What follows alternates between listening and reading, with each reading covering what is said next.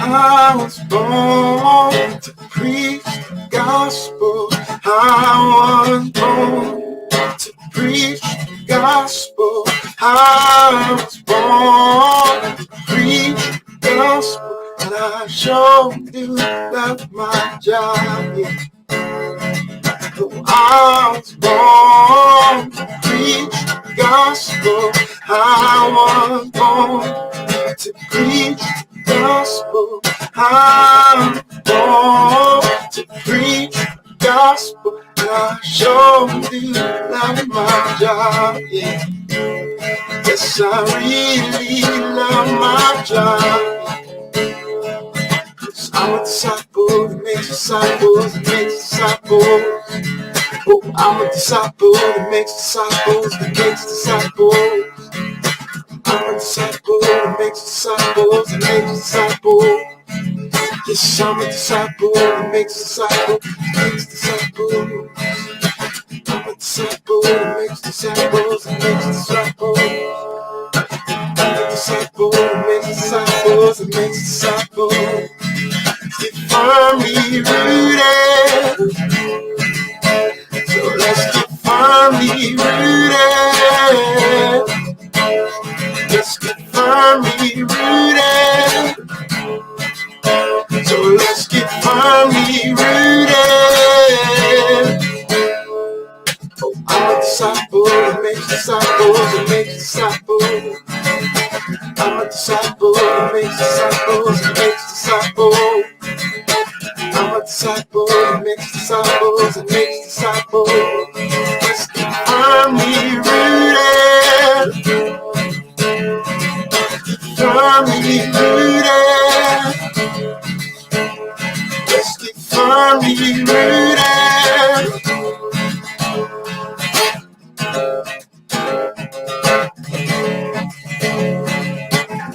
Yeshua, Yeshua, Yeshua, Yeshua, Yeshua, Yeshua.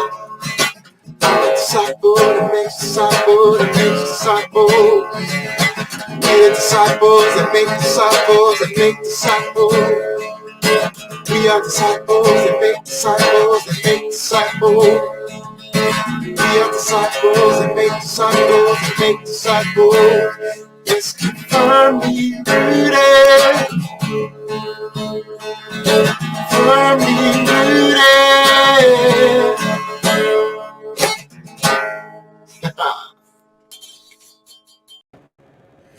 Rooted men, good morning. Happy Wednesday morning. Pastor Tom Donnelly, Firmly Rooted Ministries. Steve Jansen's in the house. Woo, woo, woo, woo, woo. Steve came over, have a cup of coffee, we're talking a bit. Just a good time to hang out with a brother and talk. Good to have you here. Bert Reggiani, good morning. We've got Wally Lewis out there, I see. We got Ken Gooch out there. Brian Vlaming, good morning. Guys are popping in. Great to have you. We'll see you, Steve. All right. Today we're looking at Psalm 4. And this is a kind of a psalm. I always kind of see this one as like a prayer. And this is the kind of thing I can relate to. And what I mean by that is, oftentimes in prayer, my mind's moving so fast, I just bounce all over the place. I feel like I can't keep my thoughts on a singular topic. I'm bouncing from things going on in the kingdom of this world to praising you, Father, and thinking about your kingdom, to back down to this world and talking about why this is this way and this, and back up to you. And so I'm going to read the psalm. It's not very long, but I'm really going to want to focus on the last verse. But I think it is a psalm that is probably relatable to all of us, because David, being a man created by God, trying to work on a relationship with him, I think when we read the Psalms, we can see a lot of ourselves in them. Answer me when I call to you, O my righteous God. This isn't angry. It is a plea. It's a plea. David constantly, incline your ear to me, listen to me. Please assure me that you hear me. Answer me when I call to you, O my righteous God. Give me relief from my distress. Be merciful to me and hear my prayers. Give me relief. Life's hard. This relationship, this business deal, this thing, there's always a thing. We live in a broken, sinful world, and there's always a thing. And that thing is always in us. Turns out to be a cry for relief from the distress or the stress or the weight of whatever that is burdening us.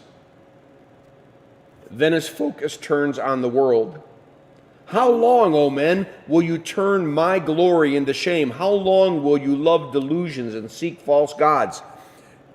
God, here I am trying to pray with you, and now my mind is thinking about all of these individuals that are in my life, that are complicating my life, because they don't have a relationship with you. They're deluded by falsehood and lies. How can they not see what it is they're doing? And then he goes back and says, now that the Lord has set apart the godly for himself, the Lord will hear when I call to him.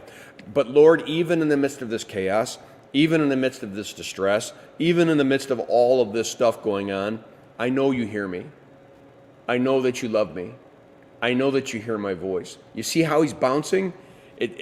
I hope I'm not the only one that finds sometimes his prayer life and his relationship with God like this, where I'm just bouncing between the concerns and distresses of the kingdom of this world and the things I know for sure from his kingdom's perspective. Then he goes back down to the earth. In your anger, do not sin. When you are on your beds, search your hearts and be silent. Offer right sacrifices and trust in the Lord. When you're in those quiet moments, would you just be honest with yourself? This is David saying, search me, O God, and know my heart. Try me and know my anxious thoughts.